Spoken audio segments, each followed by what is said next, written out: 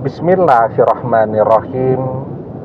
Assalamualaikum warahmatullahi wabarakatuh.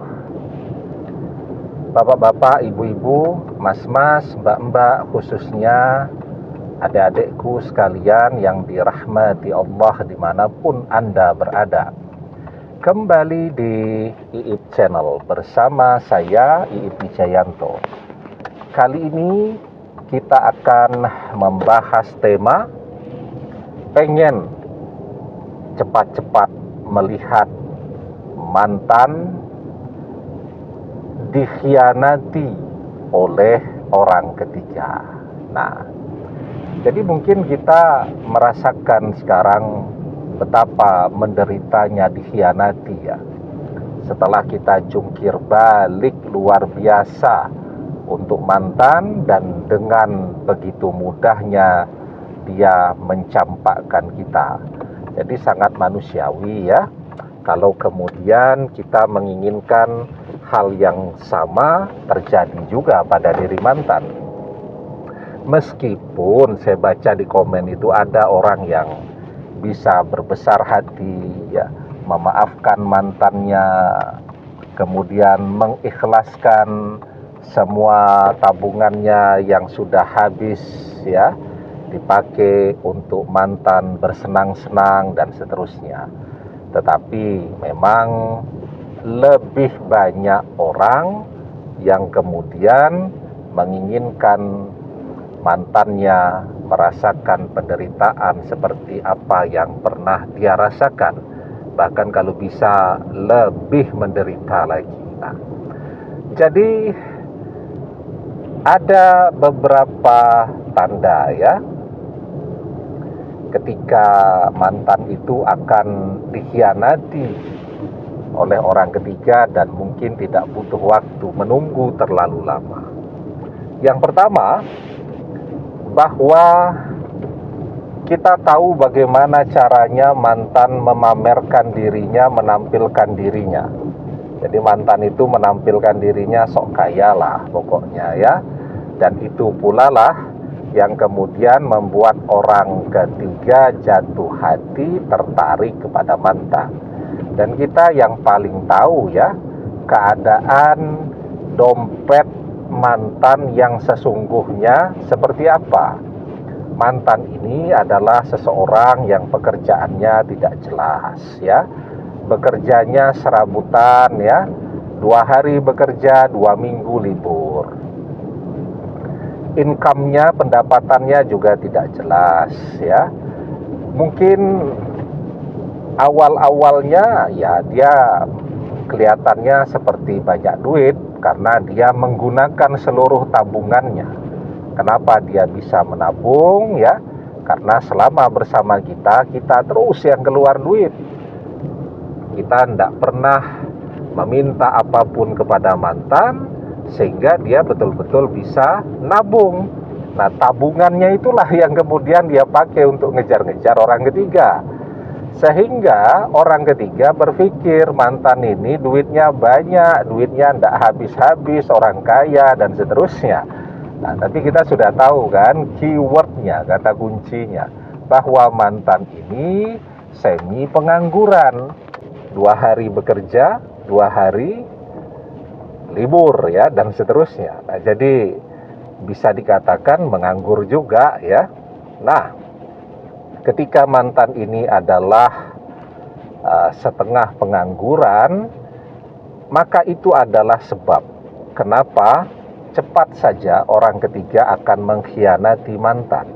Karena mantan tidak memiliki sesuatu seperti apa yang diimpi-impikan oleh orang ketiga. Begitu dia lihat tabungan mantan mulai habis, mulai menipis, biasanya orang kalau tabungannya mulai menipis, mulai banyak ngeluhnya tuh. Dan disitulah orang ketiga akan mengkhianati mantan. Karena yang dia cintai sebenarnya bukan mantannya, tapi duitnya mantan ya. Nah, kemudian yang kedua, kita tahu persis ya, bahwa orang ketiga ini adalah seseorang yang punya koleksi begitu banyak mantan.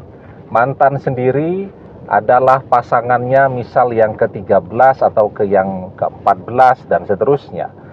Sehingga bagi orang ketiga itu perpisahan itu adalah sesuatu yang jadi makanannya sehari-hari. Ya, mungkin orang kalau berpisah sampai stres, sampai nangis-nangis, sampai tidak bisa tidur dan seterusnya. Tapi bagi orang ketiga enggak, dia sudah sangat pro ya. Jadi berpisah itu adalah sesuatu yang sangat biasa di dalam hidupnya, sehingga ketika dia bosan dengan mantan, ternyata mantan mengecewakan, dan dia menemukan seseorang yang jauh lebih keren daripada mantan, ya, seseorang yang bisa menuruti, mengikuti semua kemauannya, maka mudah saja bagi dia untuk mengkhianati mantan. Nah, itu cirinya atau tandanya yang kedua. Dan ciri atau tandanya yang ketiga, bahwa mantan dan orang ketiga ini sebenarnya sama-sama ingin memanfaatkan. Mantan kan melihat orang ketiga ini penampilannya sangat glamor ya, anak orang kaya, dia pikir begitu. Padahal ternyata apapun yang dia miliki itu dia dapatkan dari mantan-mantan sebelumnya. Ya, mantan berpikir untuk dapat ikan yang besar dibutuhkan umpan yang bagus, maka dia gunakan semua tabungannya.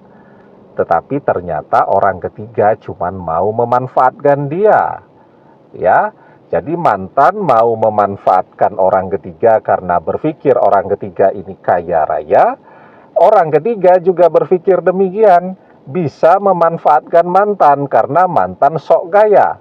Nah, maka itu tanda yang ketiga, bahwa mantan akan cepat dikhianati oleh orang ketiga. Dan pengkhianatannya itu tentu membuat menderita ya, karena sudah terlanjur banyak investasi, keluar duit, tabungan sampai habis semua dan seterusnya. Ya, dan kemudian orang ketiga dengan cepat menemukan pengganti mantan karena dia sangat pro ya, sudah punya begitu banyak mantan sebelumnya. Nah, itu adalah 3 tanda kenapa mantan akan cepat dikhianati oleh orang ketiga. Nah, sekarang ya, sebenarnya tanpa kita doakan pun ya, mantan akan cepat merasakan pengkhianatan itu. Apalagi kalau kemudian kita perkuat dengan doa-doa kita. Ya, doa orang yang terzolimi. Dakwatul mazlumi mustajabah wa in kana fajiran fafujuruhu ala nafsi. Doa orang yang terzolimi adalah doa yang mustajab, meskipun yang berdoa itu adalah orang yang fajir. Ya, orang yang fajir itu adalah orang yang gemar maksiat, malas ibadahnya dan seterusnya. Karena kefajiran yang dia lakukan itu dosanya di hari kiamat nanti, tetapi di dunia dia dizolimi, maka doanya mustajab. Nah, ketika kita dikhianati oleh mantan, maka doa kita adalah doa yang mustajab. Kita menginginkan mantan dikhianati, maka mantan akan dikhianati. Demikian, semoga bermanfaat. Wallahu a'lam bissawab, billahi taufik wal hidayah. Assalamualaikum warahmatullahi wabarakatuh.